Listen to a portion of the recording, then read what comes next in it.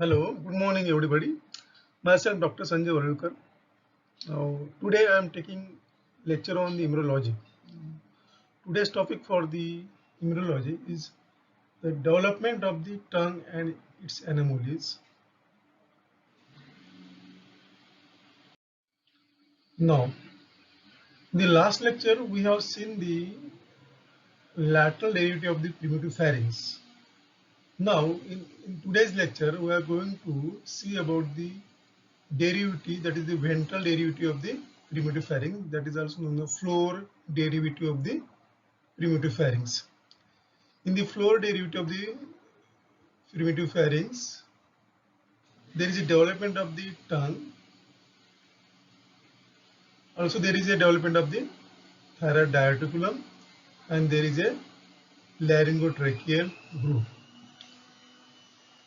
Now, in this lecture, we are going to learn about the development of the tongue. Now, this is the primitive pharynx. Primitive pharynx. This is the lateral part of the primitive pharynx. This is the ventral part or the floor of the primitive pharynx. In the last lecture, we have seen the various pouches, various clefts, pharyngeal clefts, and the pharyngeal arches in the lateral derivative. Now, we are going to learn about the ventral derivative. In the ventral derivative, we get the development of the tongue. These are the various swelling. These are lingual swellings. This is tuberculum impar. This is the hypobronchial eminence, which shows the primitive development of the tongue. Now, this is the behind this tuberculum impar. There is a foramen cecum. It is the most cranial part of the remnant of the most cranial part of the thyroglossal duct, which develop into the thyroid gland. That is second derivative. And third one, this is the tracheal groove. It is also known as laryngotracheal groove, which develop into the respiratory system.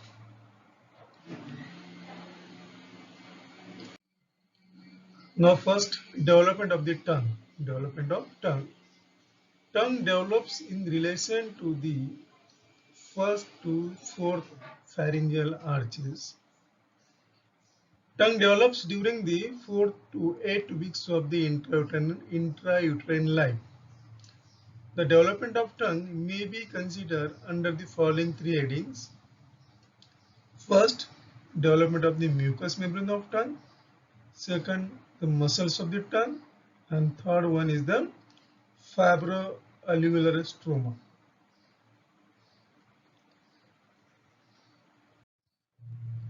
First, mucous membrane of the tongue. The tongue mucosa is entirely derived from the endoderm of the foregut, and its development is divided into three parts. The ventral two-thirds of the tongue, that is also known as oral part. Then dorsal one-third of tongue, that is known as pharyngeal part. And third one is the posterior most part of the tongue. The four endodermal elevations are produced by the proliferation of the underlying mesenchyme. Now there is a pair of the lingual swellings which is appear at the ventral ends of first arch.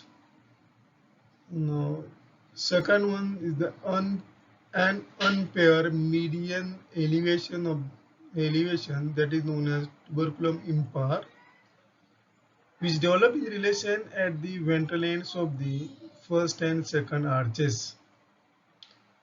The third elevation, that is a midline swelling, that is known as hypobronchial eminence.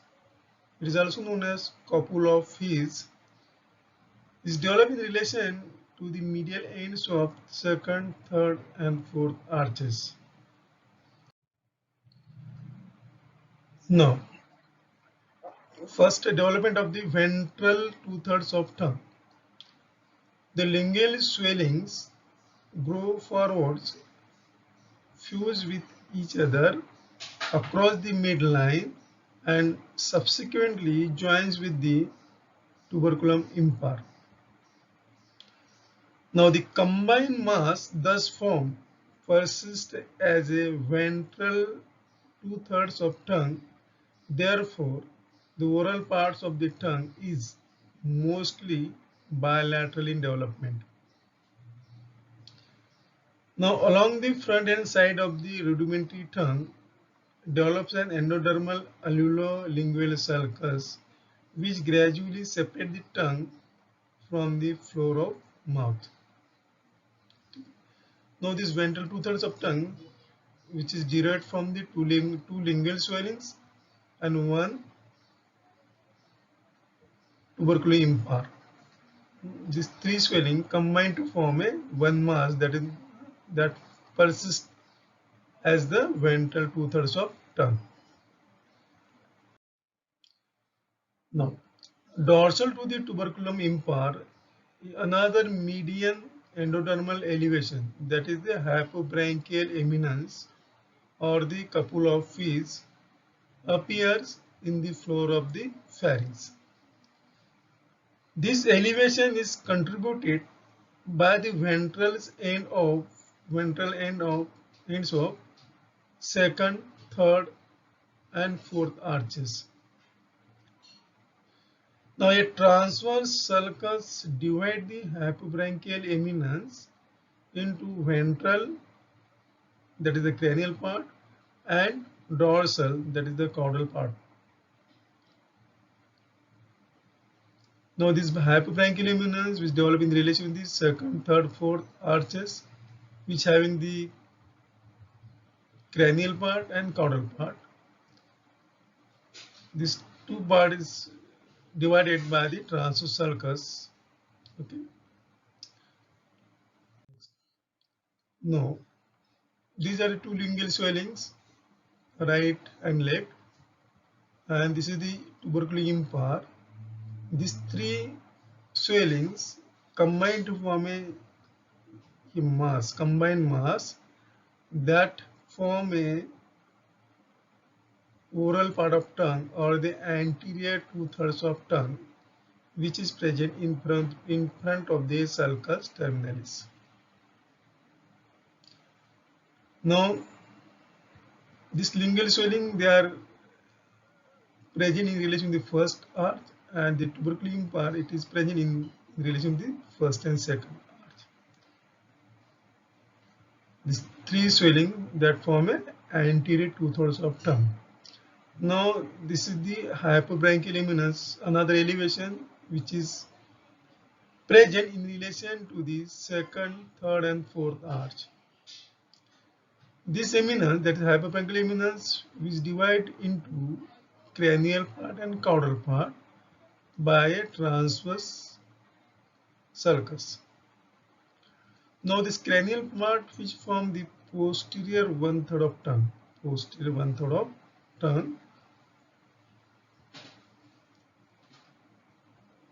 and this fourth arch of the hypobranchial, fourth arch of the pharyngeal plexus, or pharyngeal arch, which form the posteriormost part of the tongue. Now, the caudal part of the hypobranchial eminence will develop into the epiglottis. Now, this second part, that is development of the dorsal part of the tongue.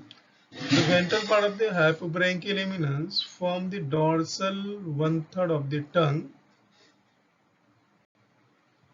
This part is mainly contributed by the third arch, which grows forwards over the second arch and thereafter fuses in a V-shaped manner with the ventral two-thirds of the tongue. Now, the line of fusion between the two parts of the tongue is represented when fully formed by the sulcus terminalis. That is the posterior, that dorsal one-third of tongue, which is derived from the ventral part of the hypobranchial eminence. It is mainly this dorsal one-third is mainly derived from the third arch. Now the dorsal part of the hypobronchial from the epiglottis and its mucous membrane.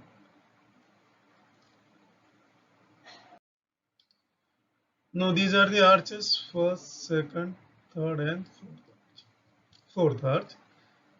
Now this is the first arch, second, and third. Third arch overgrows the second, and the second arch is buried. Okay. Now this ventral two-thirds, which is derived from the first arch, and the dorsal one-third, which is derived from the third arch.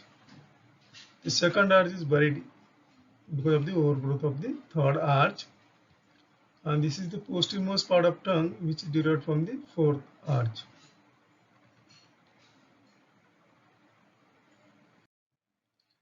Now development of the posteriormost part of the tongue. Posteriormost part of the tongue is derived from the fourth arch. Now this composite development of the tongue mucosa is confirmed by studying their sensory innervation.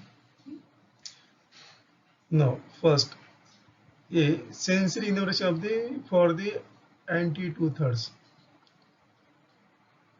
The nerve of the general sense for the anterior two-thirds is provided by the lingual nerve, which is a branch of the mandibular nerve. It is the post-traumatic nerve of the first arch. Now the second, chorda tympani is a branch of facial nerve, serve as a nerve of the taste for the anterior two-thirds of tongue except valid papillae.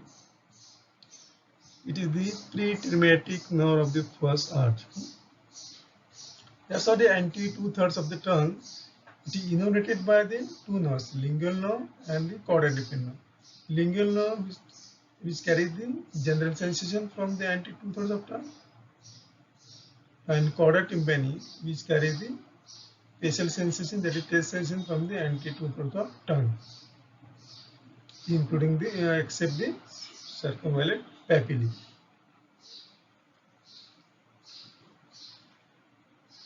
This circumvallate papillae, they are derived from the third arch. Now the second, that is B, sensory innervation of the posterior one-third of tongue.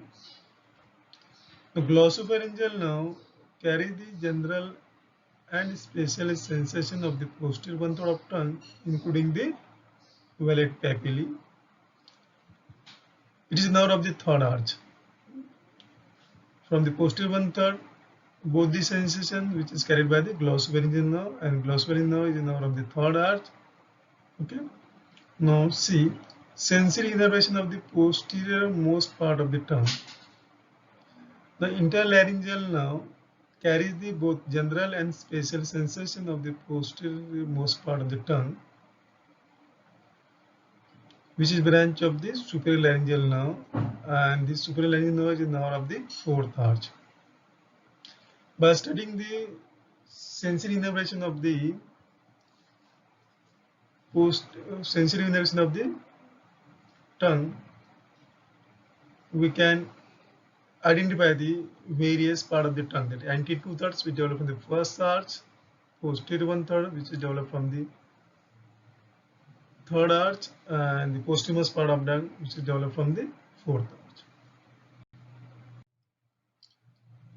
Now the development of the muscles of the tongue.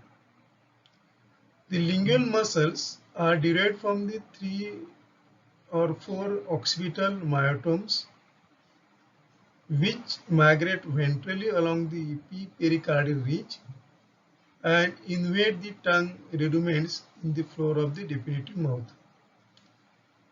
The migration of the occipital myotomes drags the hypoglossal nerve, the nerve of these myotomes, after them, thus explaining the relationship of hypoglossal nerve superficial to both internal and external carotid arteries. It is tongue of the muscles of the tongue, they are derived from the occipital myotomes, and occipital myotomes having the which nerve? Hypoglossal nerve, which supply the muscles of tongue. Now, third, development of the fibroalveolar stroma.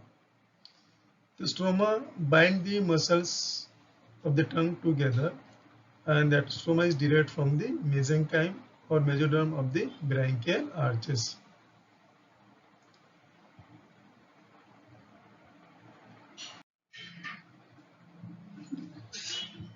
Now, the developmental anomalies of the tongue. First, aglossia. This is due to the complete agenesis of the tongue rudiments. Sometimes tongue may be too large, that is known as macroglossia. Sometimes this tongue is too small, that is known as macroglossia. Now, second anomaly is hemiglossia. This is caused by the suppression of the one of the lingual swelling. Suppression of the one of the swelling. That's why we get the hemiglossia. Now, third, biofid tongue. The anterior part of the tongue split into two, and this is caused by the failure of the fusion of the two lingual swellings. The snake's tongue is always biofid. It is the example for the biofid tongue. Snake's tongue. Now, fourth one, ankyloglossia, or is also known as tongue tie. The apical part of the tongue may be anchored to the floor of the mouth by overdeveloped frenulum. It interferes with the speech. 5. Fifth one, lingual thyroid. Occasionally, the thyroglossal duct fails to migrate caudally, and the thyroid gland develops within the tongue, beneath the mucosa, producing a lingual thyroid.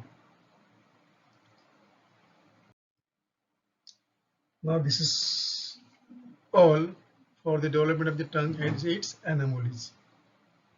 Okay, thank you.